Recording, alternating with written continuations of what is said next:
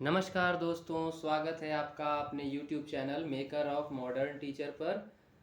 तो कैसे हैं आप सब।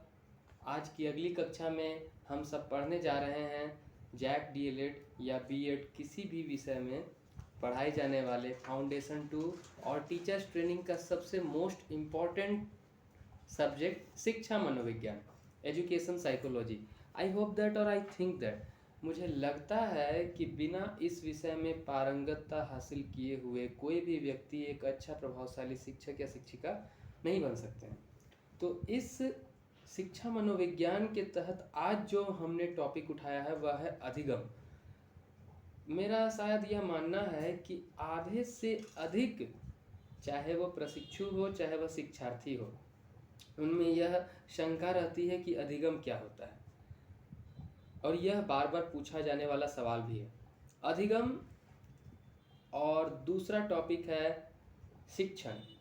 आप जो पढ़ाते हैं, जो बच्चों को सिखाते हैं, उसे शिक्षण कहते हैं, उसे पढ़ाना कहते हैं, इंग्लिश में टीचिंग।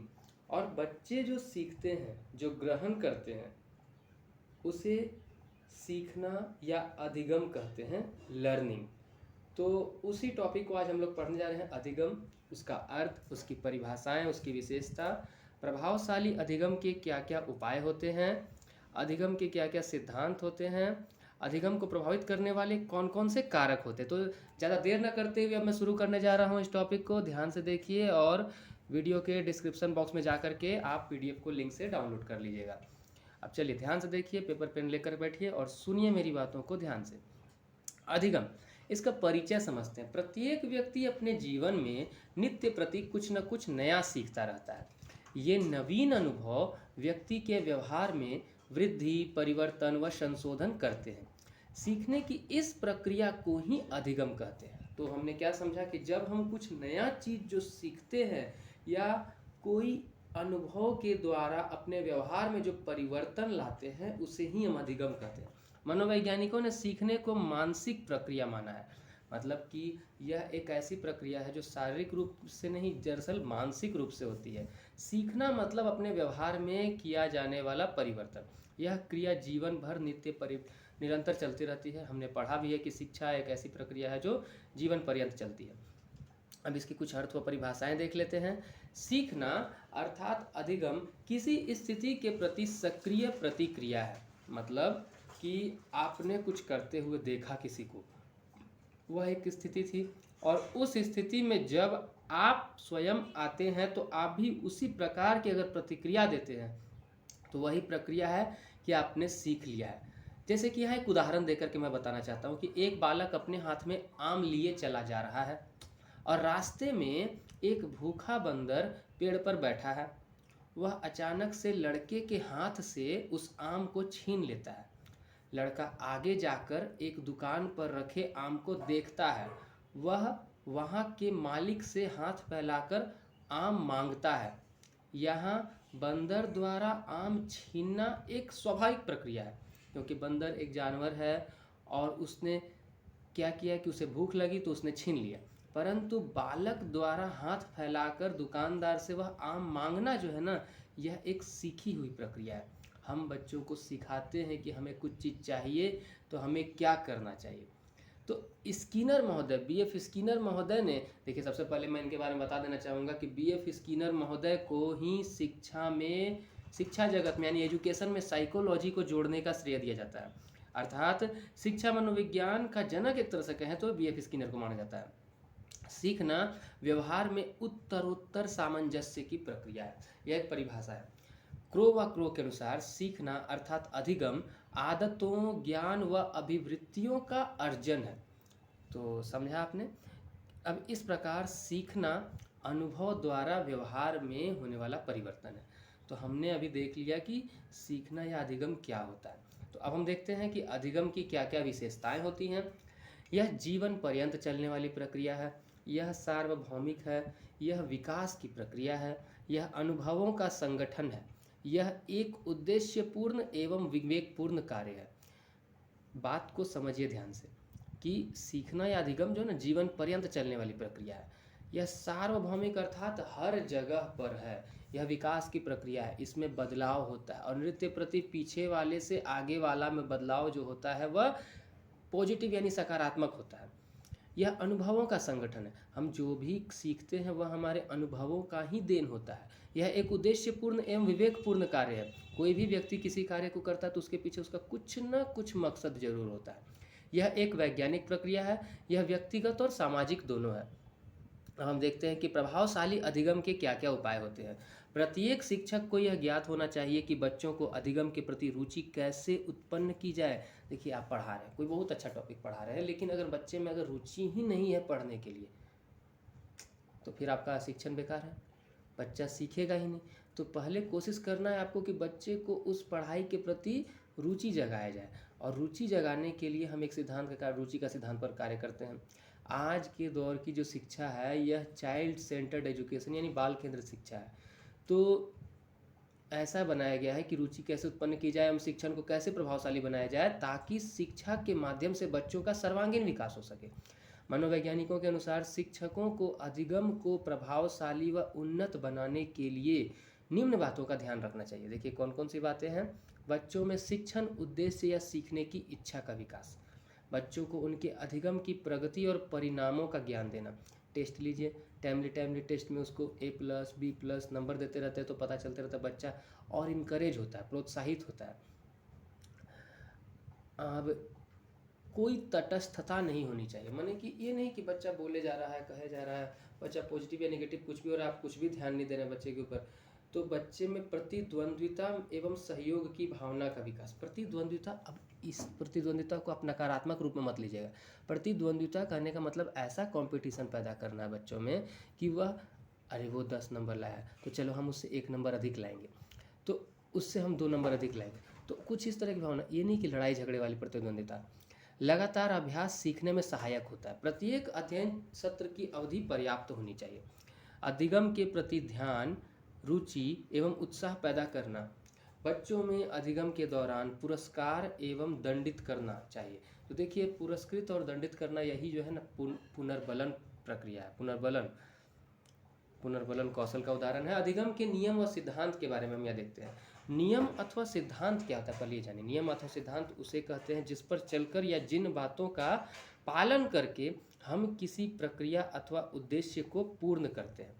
अधिगम के नियम अथवा सिद्धांतों के विषय में रायबर्न महोदय ने लिखा है कि यदि शिक्षण विधियों में इन नियमों व सिद्धांतों का प्रयोग किया जाता है तो सीखने का कार्य अधिक संतोषजनक होता है। क्या लिखा है कि यदि शिक्षण विधियों में इन नियमों व सिद्धांतों का प्रयोग किया जाता है तो सीखने का कार्य अधिक संतोषजनक होता है। समझें, मनोवैज्ञानिकों ने अधिगम के सिद्धांतों को मुख्य रूप से 2 भागों में विभाजित किया है। पहला है अधिगम के साहचर्य सिद्धांत एवं अधिगम का ज्ञानात्मक क्षेत्र सिद्धांत। अब ध्यान से समझिए, साहचर्य सिद्धांत क्या है।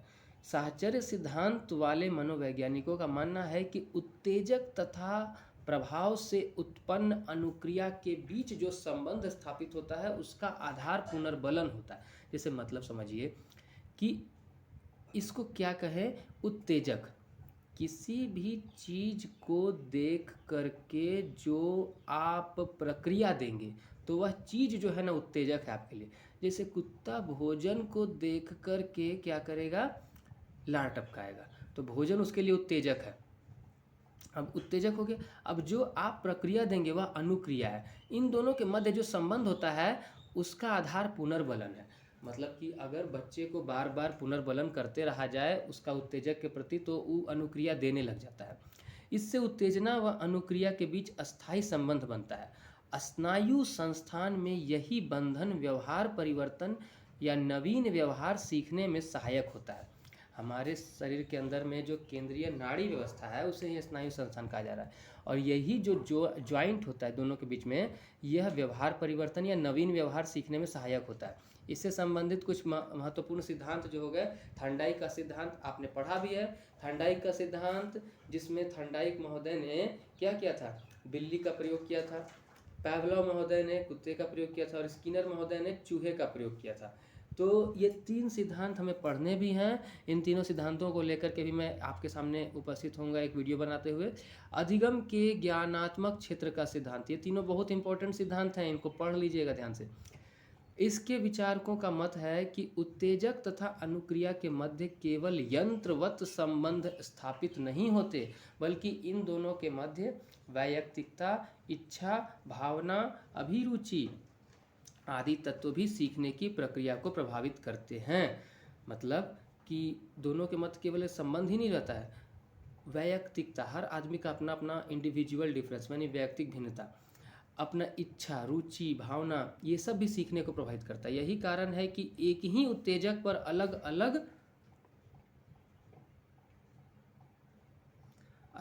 अलग व्यक्ति भिन्न भिन्न प्रतिक्रिया करते हैं। देखिए क्या लिखा हुआ है यहाँ पर, ध्यान से देखिएगा कि यहाँ लिखा, यही कारण है कि एक ही उत्तेजक पर अलग अलग व्यक्ति भिन्न भिन्न प्रतिक्रिया करते हैं। देखिए अब अधिगम को प्रभावित करने वाले कुछ प्रमुख कारक, अंतिम टॉपिक है इसमें कि अधिगम को कैसे प्रभावित किया जाता है। माने कि कोई बच्चा किसी सवाल को जल्दी सीख ले रहा है, कोई बच्चा सीखने में देर कर रहा है, तो इसके पीछे क्या कारण है।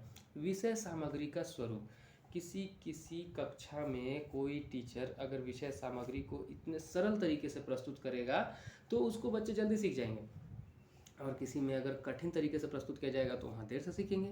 अधिगम का वातावरण, अब आपकी कक्षा में अधिगम का वातावरण कैसा है। आप खुद ही घर से अगर उखड़े मूड के साथ गए कक्षा पढ़ाने के लिए, और कक्षा में बच्चों को पढ़ा रहे हैं, अब पढ़ाते पढ़ाते बीच बीच में बिना मतलब किसी को डांट दे रहे हैं, या फिर बार बार उठा करके कहीं दूसरी जगह का बात उठा करके ले आ रहे हैं, तो यह अधिगम के वातावरण भी है, अधिगम को प्रभावित करते हैं। बालकों का शारीरिक और मानसिक स्वास्थ्य, आप किसी को पढ़ाने बैठे, बहुत अच्छा घन घना बेलन आयतन, और पता चलता है कि उसका शौक ही अभी नहीं है, उसका शारीरिक स्वास्थ्य थोड़ा बिगड़ा हुआ है, पैर में चोट लगा हुआ है, सिर में दर्द हो रहा है, भूख लगा हुआ है, और आप उसको पढ़ाए जा रहे हैं, तो ऐसा भी नहीं पढ़ पाएगा। बालकों की आयु व परिपक्वता, अभी सबसे साधारण बात है, बालकों की आयु व परिपक्वता बहुत ध्यान देती है। अब एक दूसरा या तीसरा क्लास के बच्चे को आप कहेंगे कि वो ट्रिग्नोमेट्री सीख ले, तो यह कहाँ से सीख सकता है। अब वो लीनियर इक्वेशन बनाना सीख ले, अलजेब्रा सीख ले, तो जब नहीं हो पाएगा 3-4 क्लास तक के बच्चे से। आगे हम देखते हैं सीखने की इच्छा व विधियाँ, हमें यह भी ध्यान देना है कि बच्चों में सीखने की इच्छा का विकास हो, और उसके लिए आप कौन कौन सी विधियों का प्रयोग करते हैं। अध्यापकों एवं अभिभावकों की भूमिका, समय समय पर हमें बच्चों में रिफ्रेशमेंट का कार्य करवाने हेतु तरह तरह की उद्दीपन परिवर्तन कौशल का प्रयोग करना चाहिए, जिससे बच्चों में सीखने की भावना और विकसित हो। इसके लिए अध्यापकों और अभिभावकों को आपस में पेरेंट टीचर मीटिंग जो करवाया जाता है, शिक्षक अभिभावक मेल मिलाप करवाया जाता है, एक बार स्कूलों में इसका आयोजन करवाया जाता है। इसीलिए बालकों की आर्थिक स्थिति, पुरस्कार एवं दंड के आधार पर पुनर्बलन कौशल का प्रयोग किया जाता है। प्रेरणा एवं अभिप्रेरणा, समय समय पर आपको बच्चे को इंस्पायर करते रहना है, मोटिवेट करते रहना है, उसे अंदर से प्रोत्साहित करते रहना है। और बालक की बुद्धि क्षमता, इसे जानने के लिए हम बच्चे का लगातार टेस्ट लेते रहते हैं, ताकि पता चले कि वो किस फील्ड में वो अच्छा कर सक रहा है। तो इस प्रकार हमने देखा अधिगम के संबंध में सारी बातों को विस्तार पूर्वक। आप सब ध्यान से इस वीडियो को दोबारा रिपीट करके देख लें, और डिस्क्रिप्शन बॉक्स में जाकर के PDF लिंक को डाउनलोड कर लें। धन्यवाद।